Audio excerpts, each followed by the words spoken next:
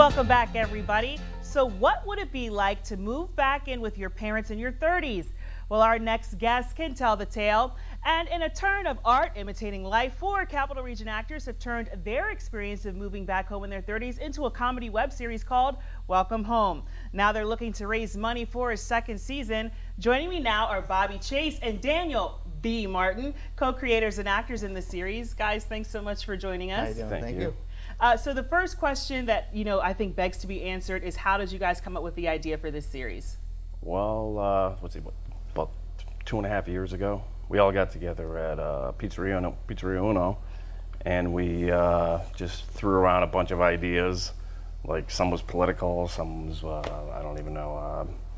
Basically, a lot of bad stuff that we all shut down. Yeah, whatever topics we could possibly think of, and we decided, hey, we all lived at home in our 30s at some point.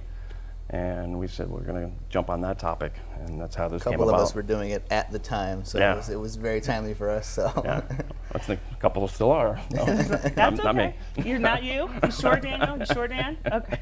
So, Bobby, what do you think it is about this subject matter of moving in with your parents in your 30s that makes for such a good comedy material? It's sad. And I think sometimes poking fun at sadness is kind of the best way to get humor out. And it seems like a lot of my friends are doing it.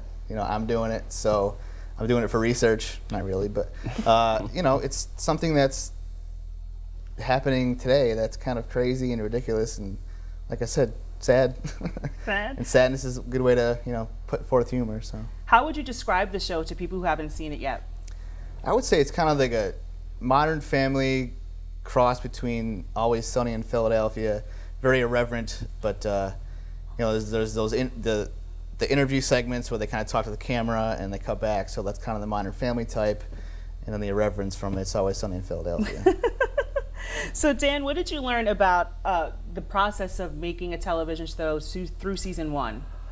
Well, scheduling, because we have how many about 30 characters? And everybody does it on their free time, so it was a difficult process trying to get everybody together. So sometimes we'd actually just kind of guerrilla it and just go for it on certain days, like with no scheduling at all, and just like, let's just go shoot this, let's go shoot that. It's off the cuff sometimes. Yeah. I mean, 30 characters is pretty bold, right? I mean, that's a lot to work with. I mean, why start so strong, Yeah, well, this season actually we're ramping it up to probably 40 or 50 different characters. A lot of one-day characters, but there's a lot more we're adding to it. So, but I think it adds to the fun.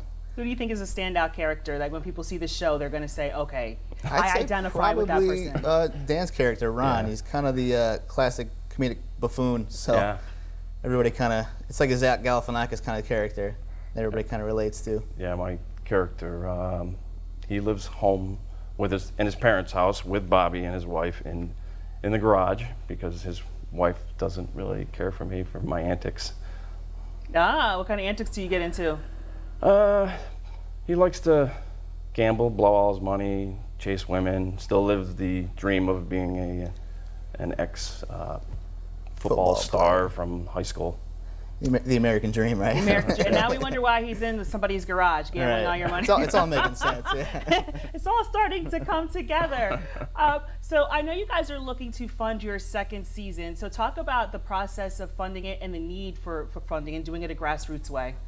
Well, for the first season we had basically everybody kind of donated their time. And between myself, Justin Alvis, and Dan, we kind of did all the production work and stuff like that. So in order to do this season, we wanted to actually compensate our actors, hire a crew, and mainly the marketing is what's going to cost the most, to kind of hire some publicists and to kind of get it out there. So. Okay. And so you need help from the community, but you also are going to be using, actors in the community for this. So talk a bit about that. Everybody is local. There's a couple of people from the city that are coming up. Everything's going to be shot around the Capital Region, so we're still getting locations for that, but everything's shot up here using local talent who are actually amazing. So we got lucky with that. Yeah. All right. So if somebody's watching this and saying, okay, maybe I want to help, what do you want to say to somebody? Because it could be as little as $1, $2, right? Yeah, you can donate whatever you want. We have incentives for certain things, like you can be an extra for a day. You can get the whole season for $25 before it goes on Amazon Prime.